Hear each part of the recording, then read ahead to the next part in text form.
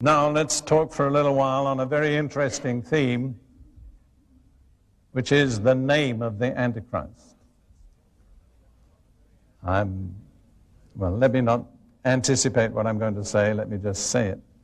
Jesus, who was the true Christ and was a true prophet, said in John chapter 5 and verse 43, speaking to his own Jewish people, he said, I have come in my Father's name, and you do not receive me. If another comes in his own name, him you will receive. See, the question is the name. Jesus didn't come in his own name, he came as the representative of the Father. And as he said to the Jewish people, as a nation, with many individual exceptions, they did not receive him. But he said, if another one comes, another Messiah, in his own name, him you will receive.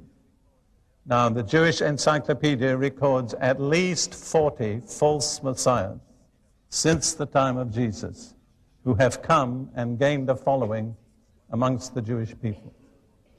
One of the most outstanding was Bar Kokhba, who led the final revolt against Rome in 130-some AD.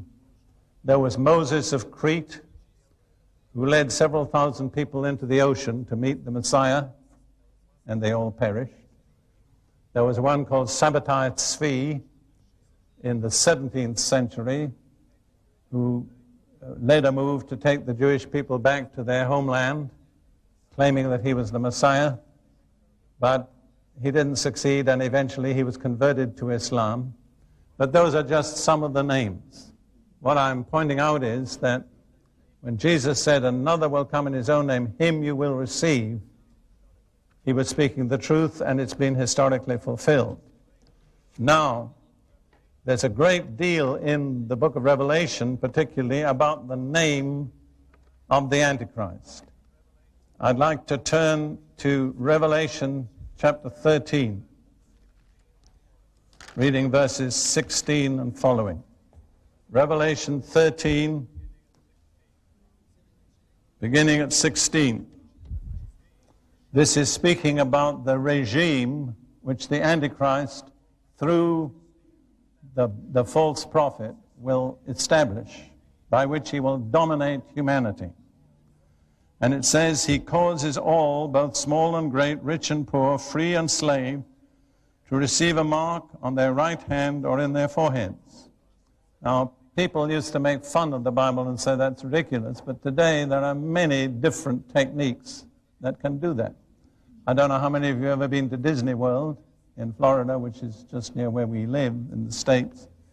But if you go to Disney World and pay the entrance fee for the full day, and then you want to go out again, come in, they stamp your hand with something that can't be seen except in ultraviolet light.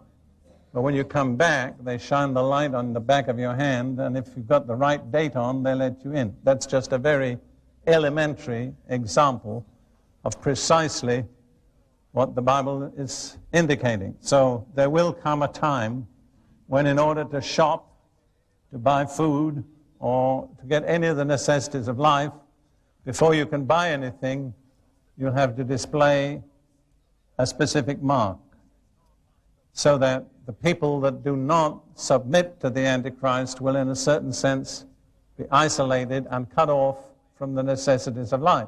That's, in a way, a very simple, practical way of arranging it. Now, let's look at the mark, or what you have to have.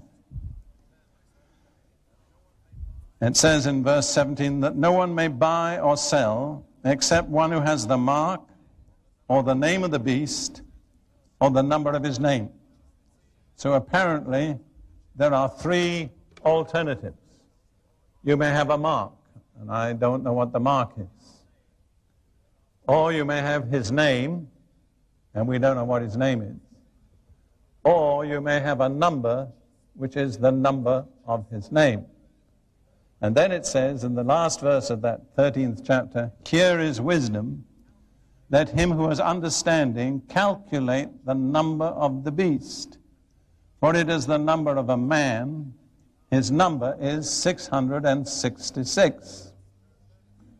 Now, there are certain things we don't know, but there are certain things we do know.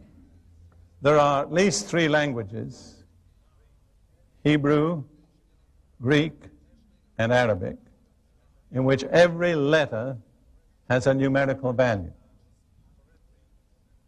For instance, to take Hebrew, Aleph, Bet, Gimel, you go through the first 10 letters of the Hebrew alphabet. Aleph is 1, Bet is 2, Gimel is 3, Dalet is 4, Hey is 5, up to 10, which is Yud.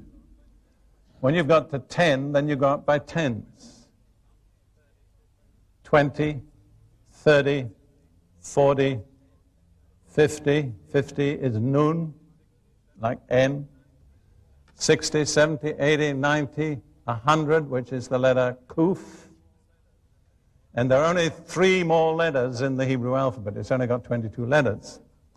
So you get 100, 200, which is Resh or R, 300, which is Sheen or SH, and 400, the last letter, which is Taf.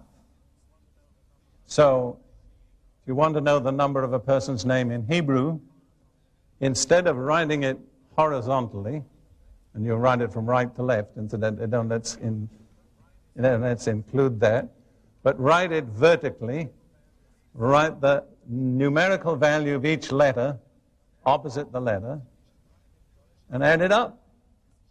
You've got the number of the name.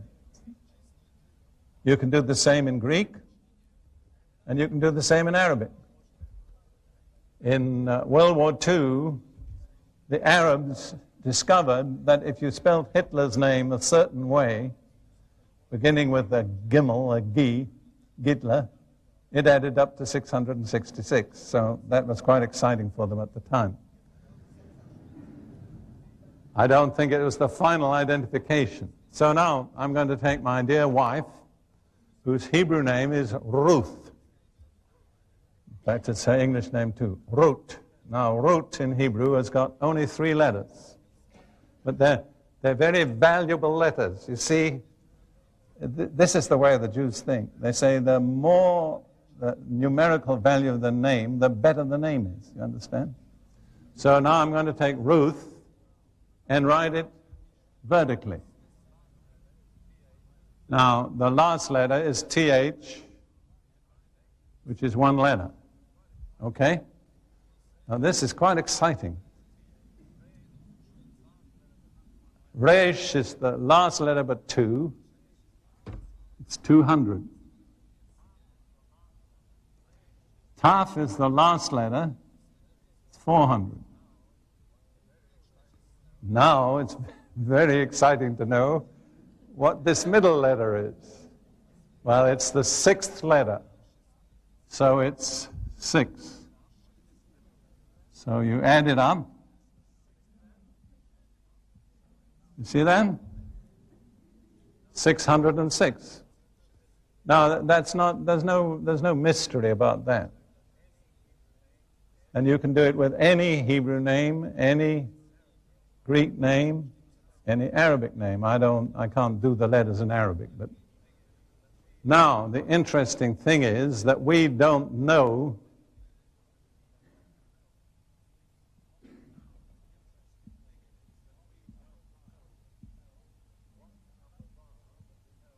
what the numbers are, but we know what they'll add up to, which is 666.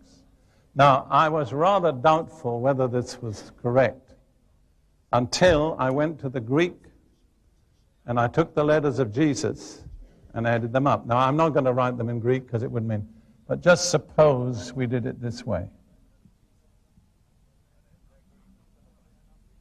And they're Greek, right? Do you know what they add up to?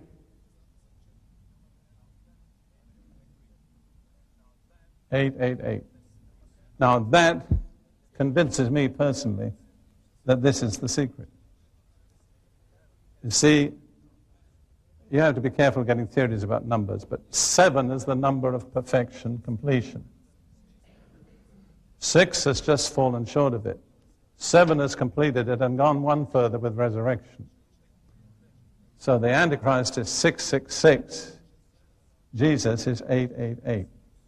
Now, I mean, you can respond to that whatever way you please, but I don't have any doubt in my own mind that when the Antichrist appears, and it's almost certain that he'll be a Middle Eastern of some kind, if you add his name up, you'll find out who he is. And I think a kind of shudder will go through you when you realize. Now, I could believe the Antichrist has already been born. I would think he probably has.